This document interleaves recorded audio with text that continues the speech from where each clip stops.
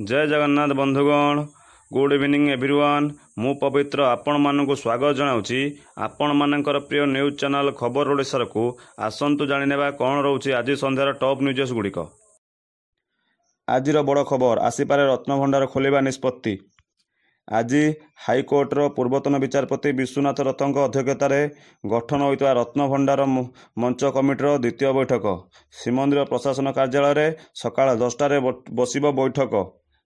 यही बैठक में रत्नभंडार खोलिबा ने विस्तृत आलोचना करा जिवो। रत्नभंडार खोलिबा निष्पत्ति मध्य नियाजिवो।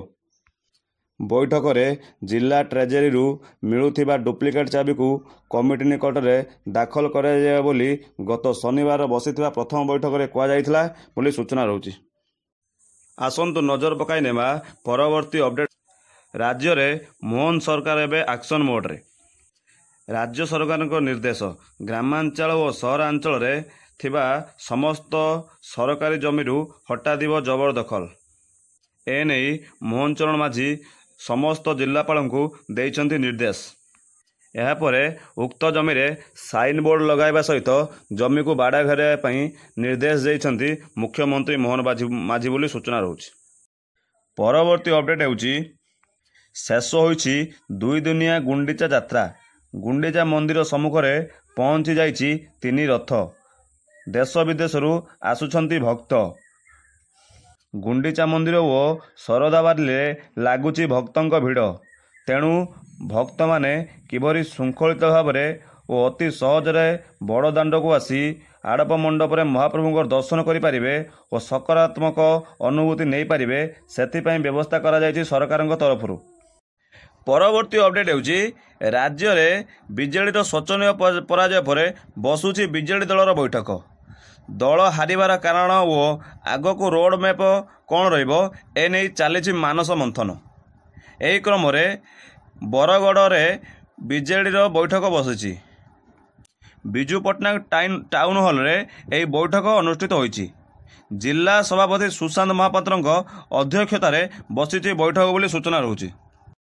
परवर्ती अपडेट होउछि आसंता काली राज्य कैबिनेट बसिब गुरुत्वपूर्ण बैठक। मुख्यमंत्री मोहन चरण माझी अध्यक्षतार बसिब कैबिनेटर गुरुत्वपूर्ण बैठक। यह मोहन सरकार द्वितीय कैबिनेट बैठक।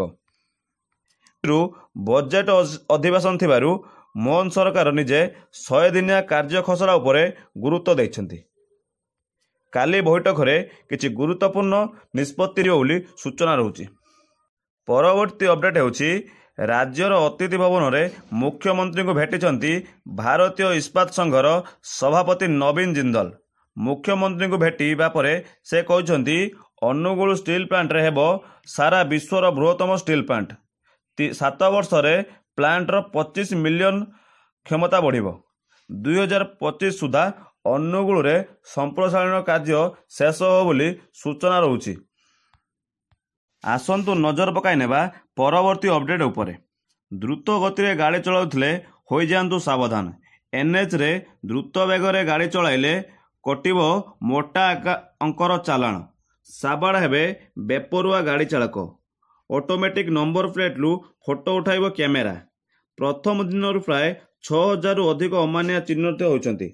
एथिरु अधिकांश बिना हेलमेट रे थिबा बेले आउ कई 3 जन यात्री धरी जाउथिबार देखा जायछि। एणिकी कटिबो मोटा चालाण। तेणुकरी होई जांतु सावधान। परवर्ती अपडेट हेउछि रत्नभंडार जांच कमिटीर द्वितीय बैठक आज अनुष्ठित होइछि। बहु अपेक्षार अंत घटाई एक बड़ खबर सामना को आसीछि। आसंता जुलाई 14 रे जगन्नाथ मंदिर रत्नभंडार खोलिबा नै चर्चा बढ़िछि। 14 रे रत्नभंडार खोलिबाकू सरकार को प्रस्ताव दिया जिवो बोली कहिसंती कमिटीर अध्यक्ष विश्वनाथ रथ बोली सूचना रहुछि। परवर्ती अपडेट हेउछि बालेश्वर बानगा रेल स्टेशन रे अघटन। पुरी हावड़ा एक्सप्रेस ट्रेन धक्कारे गला 2 युवकों जीवन। बाहानगा स्टेशन निकटस्थ दांड हरिपुर स्टेशन फाटक निकट में 2 युवकों खंड विखंडित मृतदेह उद्धार। ट्रेन धक्कारे मृत्यु संदेह। वर्तमान पर्यंत मृतकों परिचय मिल पारि नाही। सेपटे केउं परिस्थिति रे एभली घटना घटिछि से नहीं ରେଲୱାଇ ପୁଲିସ ପକ୍ଷରୁ ତଦନ୍ତ ଜାରି ରହିଛି ବୋଲି ସୂଚନା ମିଳୁଛି। ପରବର୍ତ୍ତୀ ଅପଡେଟ୍ ହେଉଛି ଆକ୍ସନ ମୋଡରେ କନ୍ଧମାଳ ସାଂସଦ ସୁକାନ୍ତ ପାଣିଗ୍ରାହୀ।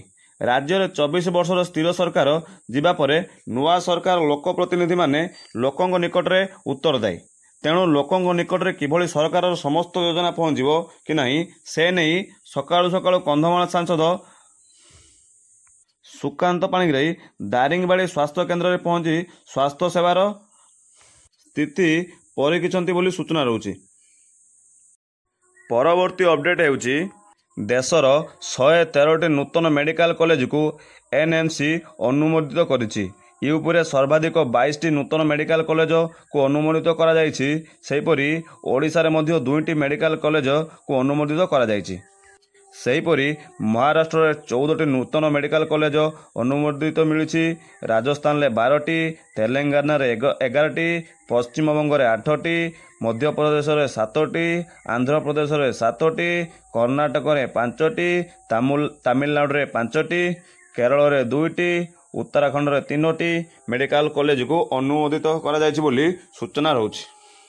ଆସନ୍ତୁ ନଜର ପକାଇ ନେବା ଦେଶ ବିଦେଶର ଖବର ଉପରେ। ପଡ଼ୋଶୀ ବାଂଲାଦେଶରେ ରଥଟଣା ବେଳେ ଘଟିଛି ବଡ଼ ଅଘଟଣ। ଇସ୍କନ ପକ୍ଷରୁ ଆୟୋଜିତ ରଥଯାତ୍ରା ବେଳେ ଉଚ୍ଚ କ୍ଷମତା ସମ୍ପନ୍ନ ବିଦ୍ୟୁତ ତାର ସଂସ୍ପର୍ଶରେ ଆସି 6 ଜଣ ପ୍ରାଣ ହରାଇଥିବା ବେଳେ 35 ଜଣଙ୍କ ଅବସ୍ଥା ଗୁରୁତ୍ୱପୂର୍ଣ୍ଣ ରହିଛି ବୋଲି ସୂଚନା ମିଳୁଛି। ପରବର୍ତ୍ତୀ ଅପଡେଟ୍ ହେଉଛି ମସ୍କୋରେ ମୋଦିଙ୍କ କ୍ରେଜ୍। ମୋଦି ମୋଦି ନାମରେ କମ୍ପୁଛି ସଭାସ୍ଥଳ ବୋଲି ସୂଚନା ରହୁଛି। ପରବର୍ତ୍ତୀ ଅପଡେଟ୍ ହେଉଛି ମୋଦିଙ୍କ ରୁଷ ଗସ୍ତ କାରଣରୁ ଏନେଇ ୟୁକ୍ରେନ ରାଷ୍ଟ୍ରପତି ଭ୍ଲାଦିମିର ଜେଲେନ୍ସ୍କି ନିଜର ଅସନ୍ତୁଷ୍ଟ ପ୍ରକଟ କରିଛନ୍ତି ବୋଲି ସୂଚନା ରହୁଛି।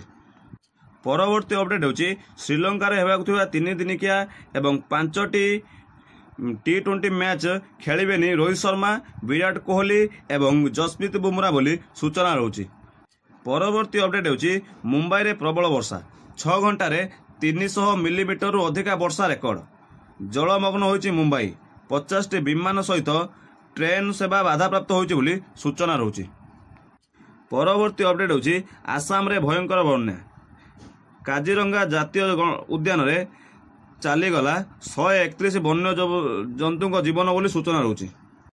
ଯଦି ଆପଣଙ୍କୁ ଭିଡ଼ିଓଟି ଭଲ ଲାଗିଥାଏ ତେବେ ଭିଡ଼ିଓକୁ ଲାଇକ୍ କରନ୍ତୁ, ସେୟାର କରନ୍ତୁ ଏବଂ ସବସ୍କ୍ରାଇବ୍ କରିଦିଅନ୍ତୁ, ଯାହାଫଳରେ ଯାହା ବି ଲାଟେଷ୍ଟ ଅପଡେଟ୍ ଆସିବ ସର୍ବପ୍ରଥମେ ଆପଣ ଦେଖିପାରିବେ।